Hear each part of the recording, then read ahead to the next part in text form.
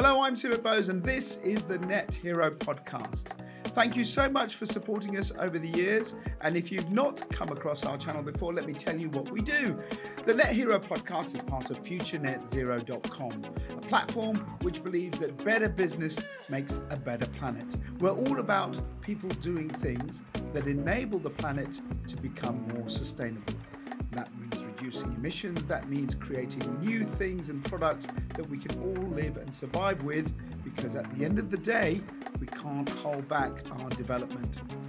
We want a better planet, and I believe that business is the way for us to get that, by providing us products and services that have a lower carbon profile. And they're the kind of stories that we will be promoting on this channel. If you've seen and listened to our podcast before, you'll know that we've talked to scientists, academics, business people, but we're happy to talk to anyone who's trying to do their bit to make things different. And now, on to this week's episode.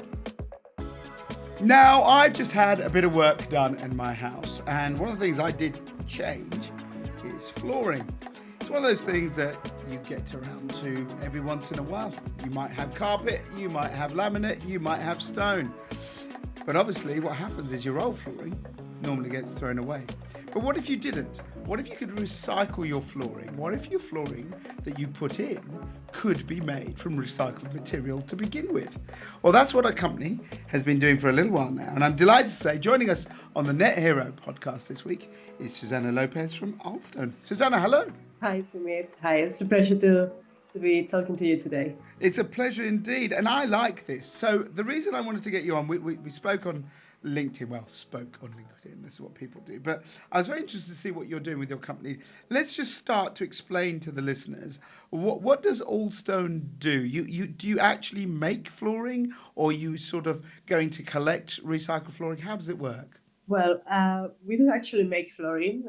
What we produce is a new solution, new technology, which is not new anymore because we are implementing as we speak. But it's an flooring underlay that it has a system within that enables the reuse of any tile, almost any tile, any floor covering. So we can, instead of discarding or destroy at the end of one use or second use, we can reuse again and again, keeping the quality and performance of that asset, of that tile, which is very valuable. Yeah. So that's what we do. What's your background then? Are you from the flooring world? Yeah, I am a designer. I from a very early stage in my life, I've always been passionate and interested how we are surrounded by everything we have and we use. So my background is design, architecture, product design, spatial design, and obviously there's a big lack of materials that can be better used and be more sustainable within the sectors. So we focus in improving that. How did you get into this? Because obviously, as you said, you've done sort of design, but it's one of those funny things, flooring. You know, you don't notice it until it's not there. Right? People are always like, oh, let's look at the windows, let's look at the walls and all of that. But it's a vital part of our net zero journey, because the more we insulate, if we have better underlay, if we have better carpets, flooring, laminates, whatever you're using, it's one of the biggest things of heat loss, particularly with the housing stock in the UK. Not sure about Spain, where you have a lot more sort of stone floors. But what got you into looking at this, coming up with this particular product? Was it something on a job, or was it just an interest? No, sometimes in life there is it's like a destiny, yeah. In the past, karma. yes. Honestly, it has happened. We just need to be perceptive and listen to our instincts and why we are here, right?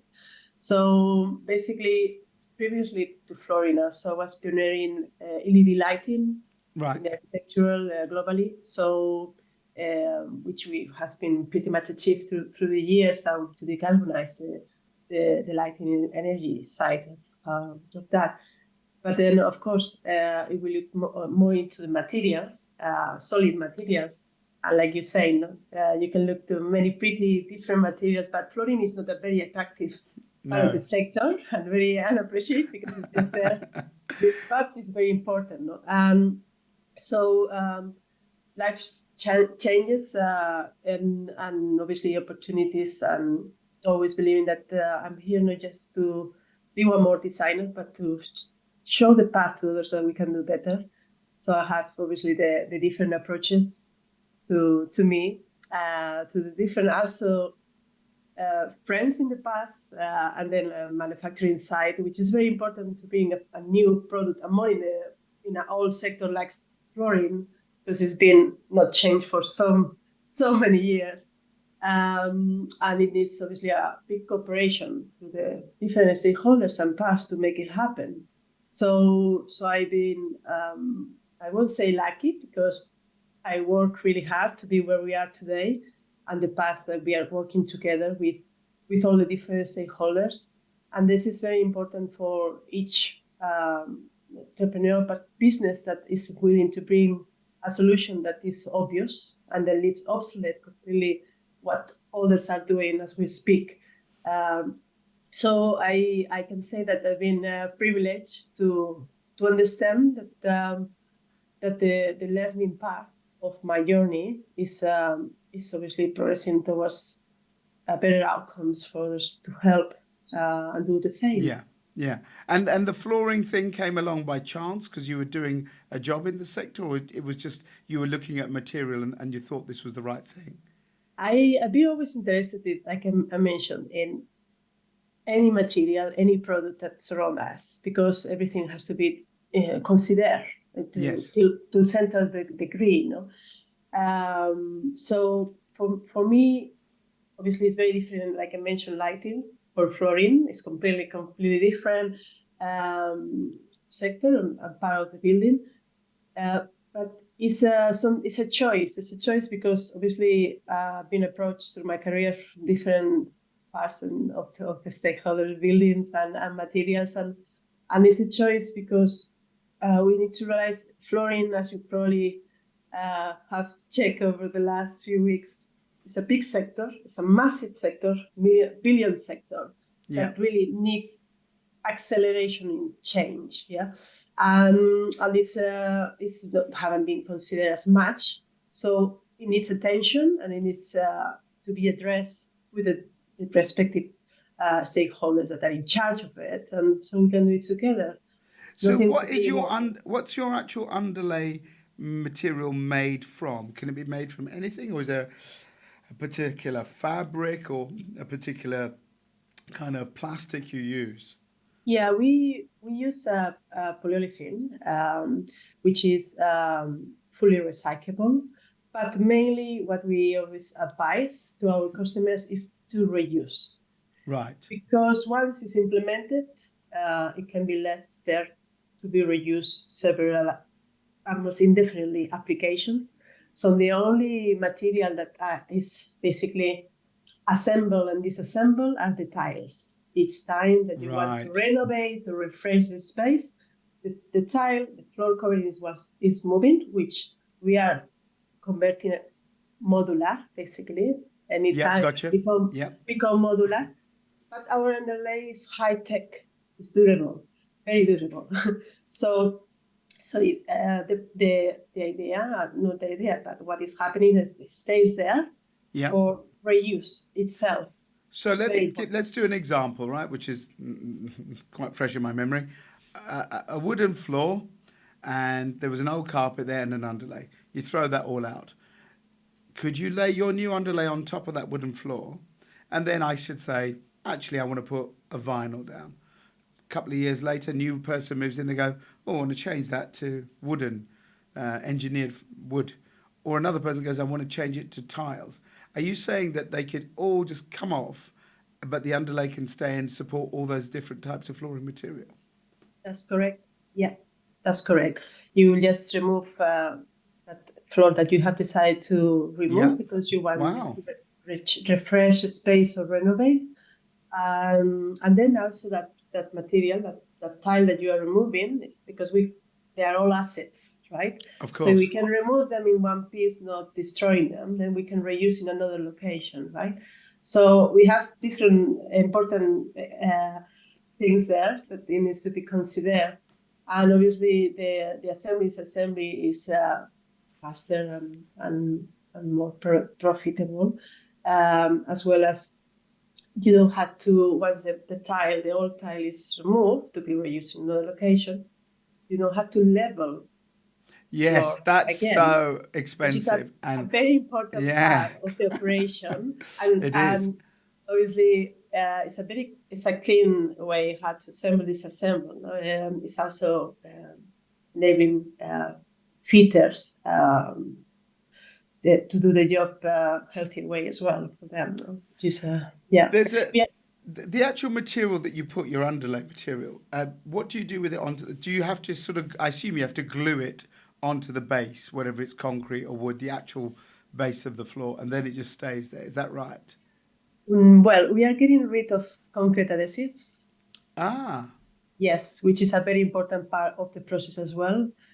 Concrete adhesives are one of the major pollutants in the action of implementing tiles. So, and it's a massive industry. So we are completely changing that, because what we have is a self-adhesive underlay, which is low BOP as well, which is very ah. important. All the additives and everything that is within is as sustainable as it can be to the day. Wow. So you don't have to put all the glue and all of that stuff. This is all No. just almost like sticky tape. People can just stick it onto the Yeah. ground. Yeah, the filter basically the installer just need to make sure that the floor is as flat as it can be, Yeah, of and course. obviously ready for that adhesive to be implemented. But once it's there, That's it. it's just as it. Yes, that's correct.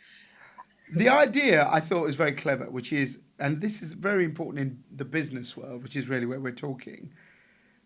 Offices. Let's talk about an office, right? And the office we're in now, we've come in and they've put in new carpet tiles. Okay. Now I have no idea what they did to the old ones.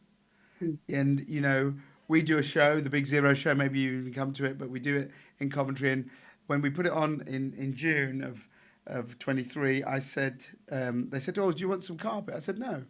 Because I knew what would happen is you just lay all these carpet tiles and then they just rip them up and either chuck it or linfill, or they say they're going to recycle.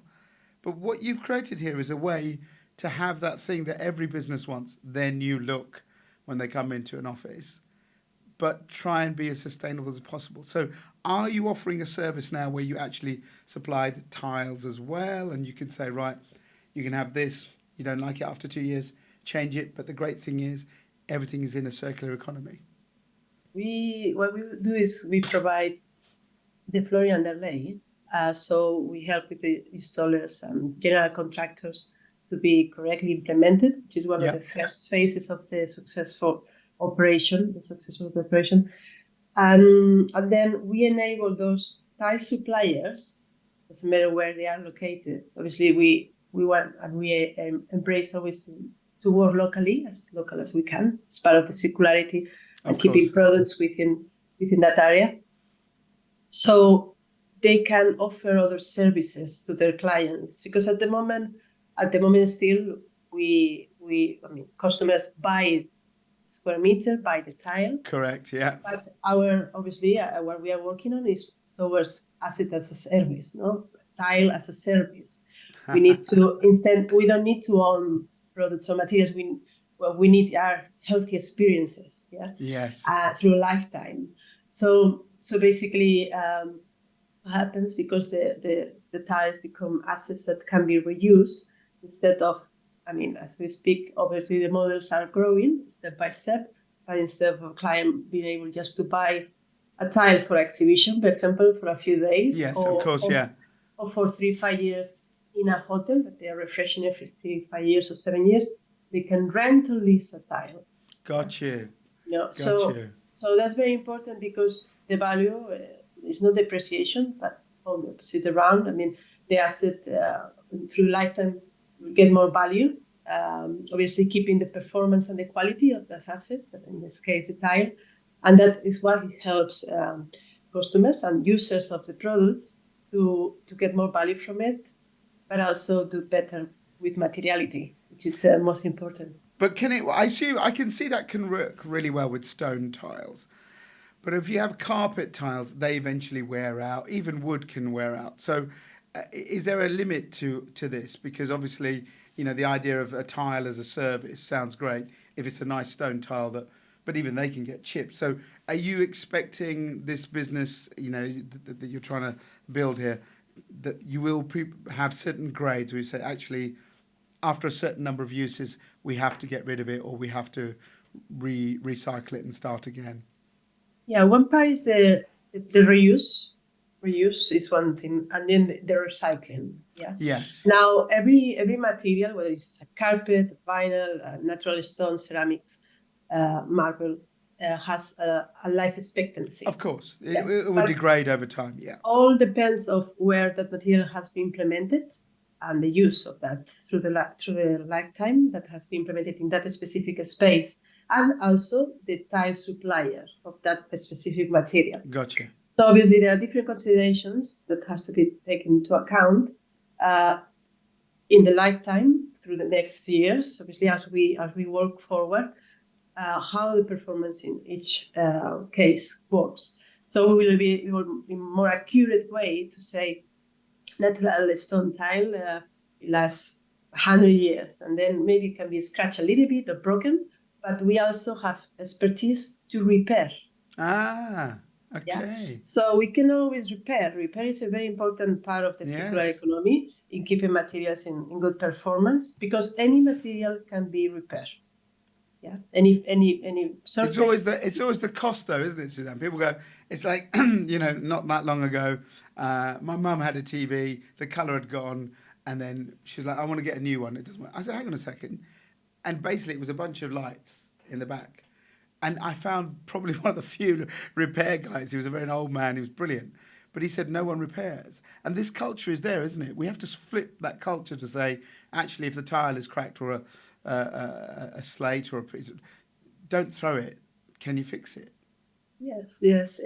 That's completely feasible. And obviously there are more and more companies that are looking at that, even in interior perspectives, like in the carpet wall, because the carpet, obviously at the moment, there is a process of some of them, I'm not going to name names, but they do a little bit of leasing. They are testing how it works, and there is a customer demand, no? Because obviously for a product to be successful or a service, you need to have a demand of customer that wants that. No? So of course it works, but still it's a bit under my own view. I think that if we are leasing a carpet or a vinyl or whatever is a tile, we need to look at not just after one use or two use, and then go back to recycling, because recycling is not. I mean, it has been an alternative for many years, but it's not the best alternative. No, you're right. You're right. We really need to look through reuse, and if that asset, that tile that has been leased for X days or months or years, can be reused without recycling again, still, because it's a good performance and quality again. So we need to maximize that. Yeah. So Aldstone has been going a while. So you've got clients. What has been the feedback of doing this? Because it is quite a weird idea. By the way, we'll keep this here. Oh, I want to change it. Well, don't worry, we'll bring you some new ones. Many people would think, this is very weird. Can I just get brand new? What's been the reaction from your customers? Customers love the idea. That's why they are customers. But also showing the path to other parts that we can do better through such a simple, systematic system that enables what we achieve. Is very positive. It's very positive because they are not just doing better within their own business in terms of sustainability and sustainable development goals, but also they are taking better care of their assets, in not just what they represent or what they offer to their clients, no? Because we have different type of clients. It's about their own internal performance as a business, no? And be more careful of everything we do, not just what we offer, but also our internal assets. No? And this is something that bigger companies need to take into account, because when you sell, and I like to say this because it's very, very important, but every time we sell an asset, that asset doesn't come back. Very rarely. No, that's the embedded carbon doesn't get taken care of either. You're right. Yeah. Yes, but if we run lease, that asset comes back. So we can control our own assets. As a business that they know and they're entering the circularity, or they are looking to maximize their assets value, they need to start compromising with the new solutions, the new ways, because then they will maximize also their revenues through the lifetime. And then, of course, one of the most important parts of these operations is reducing the extraction of natural resources. Because if we reuse, and we have enough already within our... We don't have to mine it, we don't have to cut it, we don't have to We don't grow need it. to... Yeah. Yes. And that's a very, very... Where do you manufacture? Do you manufacture in the UK, or how do you kind of keep your own carbon footprint down through your kind of, the process of making this underlay? Yeah, we manufacture in Spain, Portugal, and obviously with the operations as we stay forward, we are very keen to build gradually factories, at least in territorial, like in countries. Obviously, that happens through, and we stay a step forward. But we keep our operations as well within the stakeholders as sustainable as we can when we deliver. Like, for example, in construction or architectural projects, there are many ways how, through history, products and materials are delivered from factory to a project site. Like, it doesn't go, many projects, they don't go straight to the site. And that's one of the major problems, because we are generating more transport costs and pollution. So we always deliver directly straight from factory to the project site, coordinating, of course, the timings and everything that needs to be done. But and then also considering, depending on the distance, and obviously at the moment, not because we are in Europe mainly, but we have delivered also in other countries like Mexico, Japan.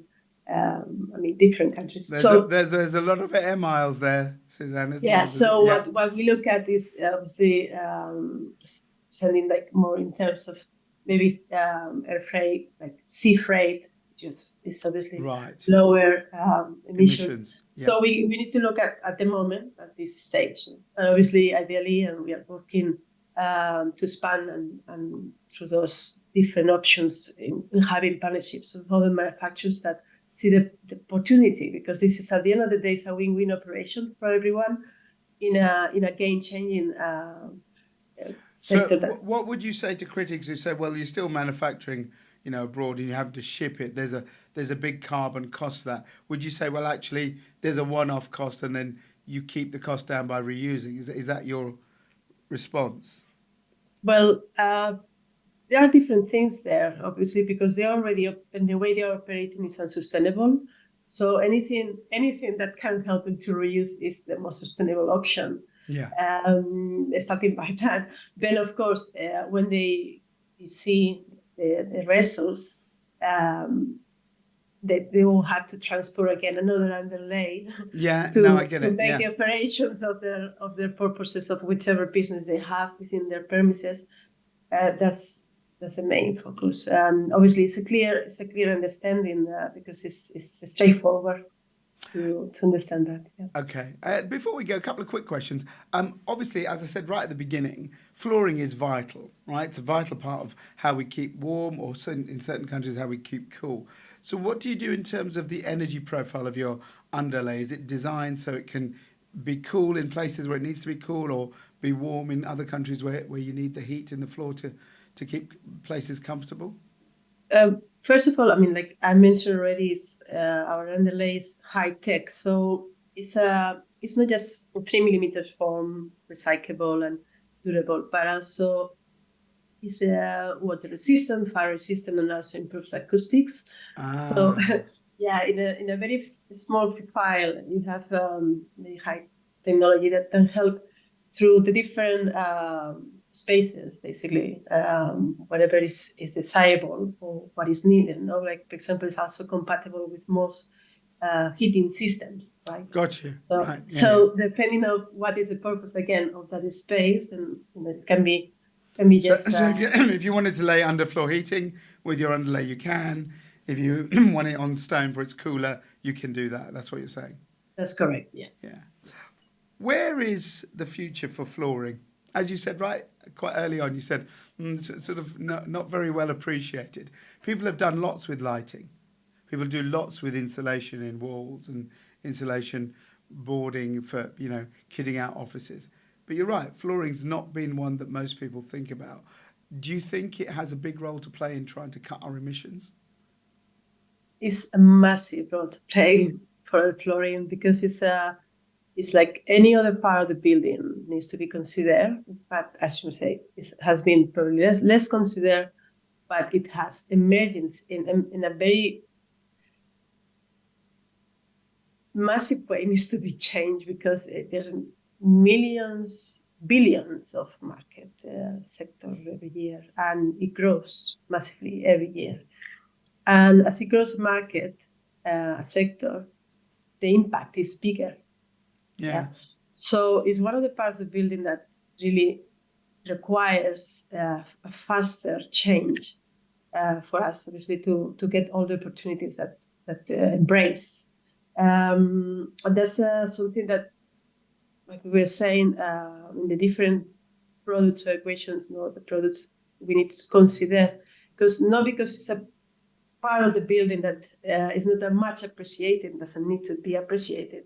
It's actually one of the most impactful parts of the building that it needs to be considered as much as any other part. But yes, in the future, as we see it, stakeholders are already not thinking but acting, and they can see clearly that having solutions that leave obsolete what has been done in a way not very sustainable, it just makes sense. It's just not something we need to convince. We work with the stakeholders that are already ready to move forward and progress, evolve into the new ways that we wish we would have had 200 years ago or many years ago. So we will have the problem that we have now in terms of materials, scarcity and deployment. So that's all very important to take into account, and all stakeholders are aware of that and happy to move. Some of them are still skeptical, because of course. it's an old sector. Yeah. But as soon as they see that some parts are getting profit from that already, then it makes easier their decisions to move forward. I think it's very clever. Suzanne, thank you very much for joining us on the Net Hero Post. Best of luck with Allstone. You can check out their site and see what they're doing. Thank you very much for listening and watching the Net Hero podcast. We'll be back next week with another episode. Remember to follow us and to subscribe. Catch you soon. You've been listening to the Net Hero podcast with Sumit Bose from Future Net Zero. Visit our platform for all things net zero. And if you or your business is doing great things on the path to net zero and want to be featured on the podcast, email nethero@futurenetzero.com. Follow us on social media. futurenetzero.com. Better business, better planet.